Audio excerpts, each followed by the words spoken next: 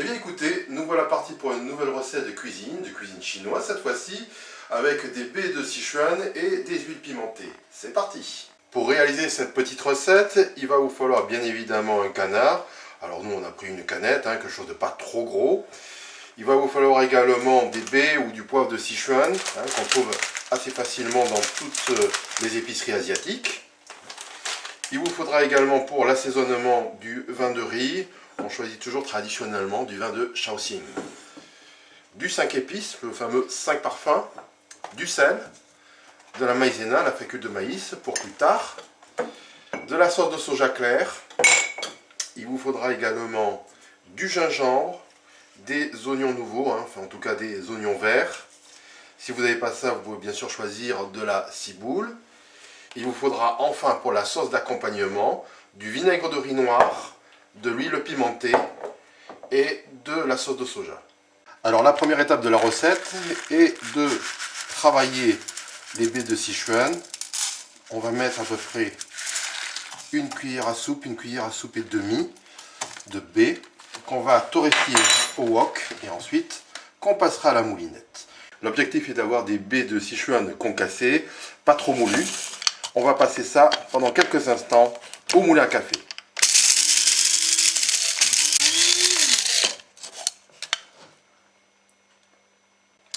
Alors c'est une recette de cuisine chinoise qui va nécessiter comme souvent deux types de cuisson, une cuisson à la vapeur puis une cuisson friture dans l'huile. On va préparer les ingrédients et notamment le gingembre, on a pris vraiment un gros pouce qu'on va maintenant hacher très grossièrement puisque nous allons travailler une marinade pour notre canard. Donc on va hacher un peu plus finement tout de même. On va s'occuper aussi des oignons verts. Donc les oignons verts là aussi, vous allez hacher très grossièrement on va dire. On s'occupe de la marinade dans laquelle va séjourner notre canard pendant quelques heures. On va prendre à peu près les 2/3 de nos baies de Sichuan concassées. Le reste va servir à la sauce d'accompagnement pour le final. Hop. Ensuite, nous allons donc ajouter le gingembre qu'on a haché avec les oignons verts.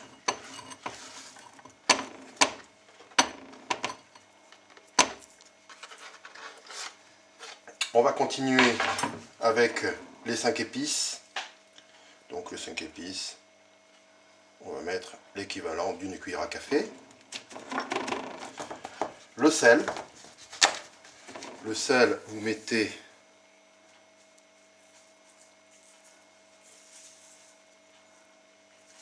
une cuillère et demie, ça devrait suffire.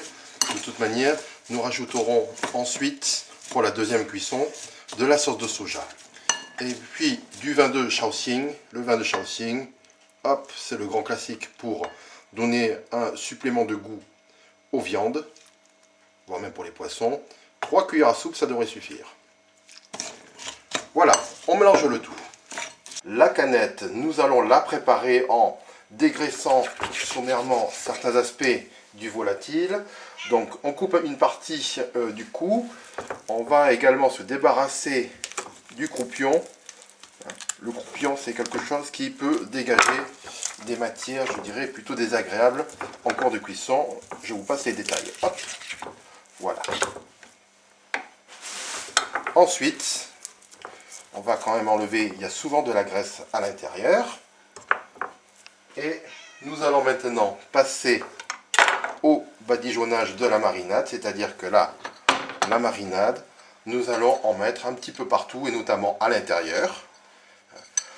Ensuite, nous mettrons le canard au frais pendant plusieurs heures, comptez l'équivalent d'une matinée. Donc on va badigeonner notamment le liquide et l'intérieur, c'est-à-dire on mettra davantage le gingembre et les oignons verts. Donc on se retrouve juste après pour la cuisson à la vapeur. Alors voilà, ça fait 5 heures que notre canard est en train de mariner. On va à présent le mettre à la vapeur. Alors on a choisi un couscoussier, on n'avait pas spécialement de matériel pour la cuisson à la vapeur. Mais nous allons mettre à présent le canard Donc ce canard va être à la vapeur pendant à peu près 1h30. Hop, il va falloir un petit peu serrer. Pas toujours facile donc d'avoir un panier vapeur assez grand. Donc là on met le reste des aromates et on est parti donc pour une bonne heure et demie de cuisson. Hop. Cela nous laisse largement le temps de préparer la sauce d'accompagnement. On va mettre une cuillère à café de sucre. On va mettre donc le poivre de Sichuan que nous avons concassé tout à l'heure. Donc on a mis un tiers de la cuillère et demie de grains que nous avons fait torréfier précédemment. Voilà. Ensuite, nous allons mettre 2-3 petites choses, notamment quelque chose qu'on aime beaucoup puisqu'on parle du Sichuan. On va mettre de l'huile pimentée, une cuillère à soupe. Hop. On va y rajouter du vinaigre de riz noir, une cuillère à soupe, et on termine avec la sauce de soja clair. Donc 1, 2, 3 et 4. 4 cuillères à soupe de sauce de soja clair. Voilà, on est paré pour accompagner notre canard. L'idée d'avoir une sauce quand même assez épicée, assez relevée, puisqu'il s'agit d'une spécialité du Sichuan. Ça fait 1h30 que notre canard est en train de cuire à la vapeur. On va à présent le sortir. Hop. Boum. Donc, il a une belle couleur. En tout cas, ça sent sublimement bon. On va à présent le faire refroidir. Et puis, juste après, on passera à la partie badigeonnage avec de la sauce de soja. Juste une nouvelle étape pour terminer la préparation de la sauce. On a enlevé de la cavité du canard tout ce qu'on avait mis en termes de gingembre et d'oignons verts. Et tout ceci, donc bien assaisonné, on va l'ajouter à notre sauce. Vous vous rappelez que cette sauce où on a mis de l'huile pimentée, du vinaigre, ainsi que de la sauce de soja. Et ça nous servira tout à l'heure, lors de la dégustation, à assaisonner notre canard. Voilà, le canard commence à refroidir. Vous voyez qu'il a un petit peu maigri. Il y a pas mal de graisse qui est partie dans la cuisson. On va maintenant donc le badigeonner. On va bien sûr conserver tout ce qu'il y a autour, c'est-à-dire par-dessus la peau, autrement dit le sel, le poivre, les aromates. Mais on va y ajouter un petit peu de sauce de soja. Hop. Donc on va mettre de la sauce de soja un petit peu partout. Et ensuite, nous mettrons de la maïzena, de la fécule de maïs, de manière à avoir un petit habillage lorsque nous mettrons le canard à la friture. Alors après avoir mis de la sauce de soja, on a fariné avec de la maïzena. Vous pouvez le faire aussi avec de la farine, bien sûr, de manière à sécher notre canard. Et dans quelques instants, nous passerons à la dernière étape de cette recette avec la cuisson au wok.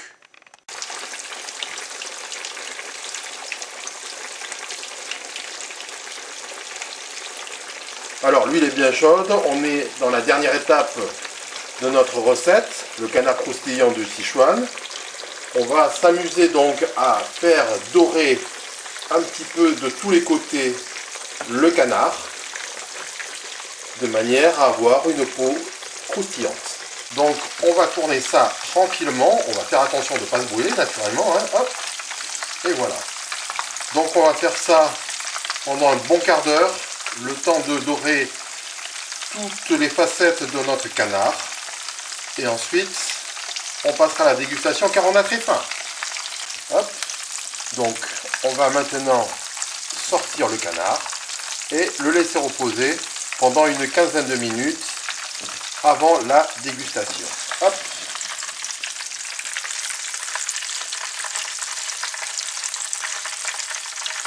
Voilà. On enlève l'huile et il va reposer tranquillement. Alors, notre canard, où est-ce qu'il en est? Vous voyez bien que là, le canard est parfaitement cuit. On a une peau qui est croustillante à souhait. Je me permets de faire une petite dégustation pour goûter autant le canard que l'assaisonnement. Alors, on va prendre, hop, un petit peu de chair et nous allons goûter. C'est un peu chaud. Hop. Allons-y.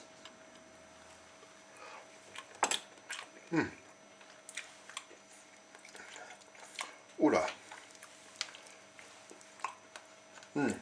C'est une sauce qui ne fait pas semblant, en tout cas qui est très pimentée, très épicée, qui est excellente. En général, on a l'habitude de accompagner ce canard avec de la sauce soycine, mais pour faire quelque chose de moins sucré, salé, de faire quelque chose de plus pimenté, après tout, on est dans le Sichuan, c'est une sauce qui est quand même pas mal, hein, pas mal du tout même. Voilà, c'était notre recette du jour. Je me permets de vous souhaiter un bon appétit et de vous dire à très bientôt.